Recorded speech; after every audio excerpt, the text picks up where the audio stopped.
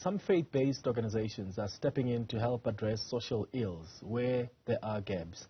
Churches have embarked on training their members in basic counseling services skills to help communities and individuals at various health institutions. Today, the faith-based group will be hosting the first National Medical and Community Chaplaincy Conference in Bronkhorstspruit outside Pretoria. That's where we find our reporter, Ziniko Mhlaba, who joins us from there. Thank you for making time for us, Ziniko. What's been happening at the conference?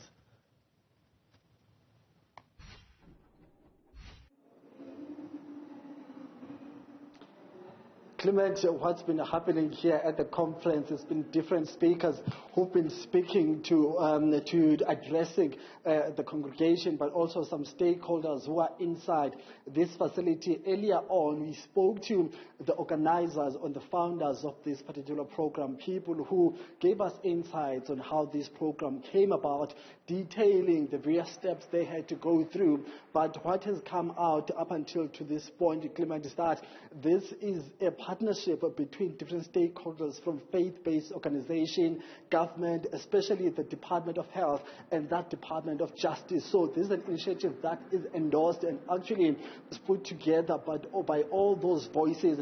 We spoke to the founder earlier on, who also shared her personal experience, which also touched on some sexual encounters, sexual abuse encounters she was subjected to at her early age. She also then explained to us why it is important for religious leaders, especially people who are serving in those structures at faith-based organizations, to be able to have that wide range of experience and exposure, not just to scriptures, but also to the experiences faced by people on their daily lives. She also mentioned that there's an issue in this country of domestic violence, there's issue of rape, there's issue of alcohol abuse. Those issues cannot just be pushed out of a particular individual. People do need a particular sense of engagement with professionals, and that is why it was important for them to be able to say, hey, Department of Health, this is what we can do, this is what we're lacking. However, let's bring in someone who has gone through the training program so that we can get a sense of how exactly is it and what made Dade Malachi join this particular program. Dade Malachi, thank you very much. Thank you, and we apologize for taking you out of the formal program. But give us a sense, Dade Malachi, of what inspired you as a religious person to say, hey, I need to get some training, especially when it comes to engaging community members on their personal challenge, such as domestic violence, such as rape, and many other social ills. So what inspired you to join, but how have you been finding it so far? Okay, thank you very much. My deciding to get trained in this movement came about when I looked at the gap between churches and the unchurched communities that was so wide, because churches have come to a point where they only service people who are their members, and if you are not their member, they cannot be able to give you services that are needed. So we looked at the gap that is there between the unchurched communities which don't go to church and yet they need the services of the church. Then when medical and community chaplaincy came about, they made us aware of the calling that the Lord has put upon us to stand in that gap and serve the communities without looking at what religion a person belongs to, without looking at whether a person goes to church or doesn't go to church.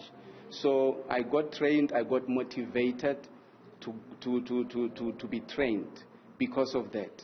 And after I got trained, that is where I have learned that indeed we as the believers need to stand in the gap, because the same man whom we believe to be our Savior, he did not segregate people. He did not say, I cannot serve you because you are not a Jew like myself. He served all communities without checking where they come from and their backgrounds. So this is the drive that made me get trained. Oh, sorry to cut you, Dr. Malachi. Talk to us about the extent of the problem, the social ills you've discovered since you started this partnership. As someone who said, you know what, I'm ready to step into this gap. How great is that, or how great was that gap, but also the extent of these social ills? And how are people, ordinary people, the unchurched community is responding to it? Are you making any headways? Are you making any inroads? How's the response been so far? So far, the journey we have traveled after getting trained, we have brought an awareness to the unchurched communities that they need to know, even though they don't go to churches, but they need to know that God loves them unreservedly. So we bring the love of God to the people. And that's when now they realize, oh, if God can love us even in our condition, then it means we need to follow him.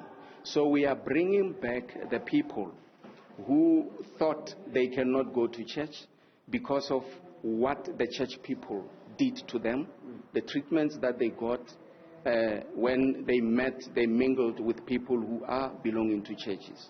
So we are bringing back the morals of the people. There are people who are rejected because of what has happened in the past in their lives. Those people need to be brought back into society, and they need to be made aware that as long as there is breath in them, there is hope for the future. Do you think church has failed to some extent to play its part, to play its role in solving these social ills? Right now, we're dealing with crime, we're dealing with domestic violence, we're dealing with gender-based violence, and now there's the issue of load shedding. Do you think maybe churches failed to take responsibility? Because at the end of the day, the people you serve, the church community, are your brothers, are your sisters. We do know personally, I've got people who are unchurched. They are my family, but they're my brothers, but we're still family.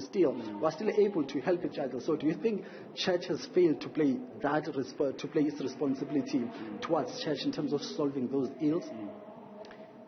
At some point or to some degree, I will agree.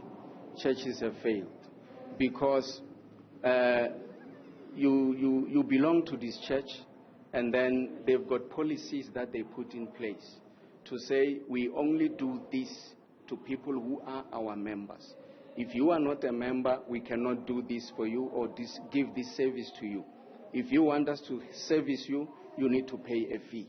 So we have tended to become people who sell services to the communities, instead of us being the ones to grab the opportunities to serve communities, knowing we are not serving only them, but we are serving the master who called us. But how do you then hold those people who are doing the wrong things accountable as church community? Because we've seen people who take money from the vulnerable. We've seen people who are selling the gospel to put it in a better way or in a different context. So how do you hold each other accountable as religious leaders or as the church community? Make sure that if Pastor Ziniko Mhlaba is doing all these wrong things, I'm able to be called to order and some action is taken against me so that I don't do that. Because at some extent, I'm abusing my responsibility, because people of religious communities are respected and have influence. So how do you hold each other accountable for the wrong things that are done by your fellow members in church? We have fraternals, ministers fraternals, in every area, every township, every village. These fraternals are the ones which need to call the people to order. If there's a church that belongs to that fraternal and the church people are doing this to the people who need help, the things that are not supposed to be done by us church people, then the fraternal needs to take responsibility to go and call them to order. But unfortunately, we have this problem. We have got a lot of mushrooming of churches, ministries that don't belong anywhere. If it were those churches that we know they belong somewhere, to a national body somewhere, like the old churches, AFMs, Baptists, Nazarenes and all that, they have got bodies that take care of such. But these mushrooming ministries, the person who starts that ministry is the boss of everything himself. But how do you hold that person accountable? And also, sorry to cut you, Mr. But how do you hold that? You identifying them well, it's okay, but how do you then make sure that person is held accountable. And my other point is there are people who have shared their stories on social media, who shared their stories in the media, saying that I was attending at this church, Pastor so-and-so sexually abused me. We know we had a case of a particular bishop who was found who made headlines some time ago, or foreign national. He was found guilty by a court of law. So before things even get to those processes of the judiciary services, how are you then assisting victims of abuse within churches? Do you have systems in place where, as an abused young man, as an abused young woman, I can go to Pastor Malachi and say, Pastor Malachi, I've been abused by Pastor so-and-so. Are the conditions allowing for victims within church setups to be able to express themselves, to be able to report these things, and then are you able to take actions and refer those matters to criminal authorities? As churches, it is difficult to do that, because you can go to a brother and say, but brother, what you are practicing in your church is not biblical. Then he will say, I don't belong to your association. You are not anybody above me. You don't control me and all that. So that's why I said in the beginning, there's a gap which churches cannot fill. Then medical and community chaplaincy has taught us that when we step into that gap, where churches fail to help communities that are unchurched, we are able to give counseling. We are able to help them through the processes of taking the matters to the law enforcement agencies and the hospital. As you have heard, we are partners with them, and we help them through the processes as medical and community chaplains. But as churches, people keep things to themselves. Instead of them taking it up with authorities, they'd rather put them under the carpet because it brings shame to their name as a church. Lastly, Dr. Malachi, before I let you go, what have you found so far? You've engaged with committee members. Have you encountered any of such encounters where there's a need for someone to be reported, or there's a victim who needs to be assisted, who you can refer maybe to the Department of Health for examination or to the criminal justice system? Yes, we have done that. There are cases where criminals came into houses and they broke and they took appliances from the house. They tied down the family and they raped even the daughters in those houses. So they called us as chaplains, because the first thing that we do when we get there, we need to give them spiritual care counseling, because we know they are traumatized, because some of the things they do them in front of everyone in the house. They rape a mother in front of the children. They rape a daughter in front of parents and brothers and other sisters. So they are traumatized. We need to address the trauma issue by giving them spiritual care counseling, and then we help them to call whoever needs to step in to help. If it is the police, we do call the police, or we refer them to the people who can help them get the police there. And then if it's medical attention that is needed, we help them also with that area.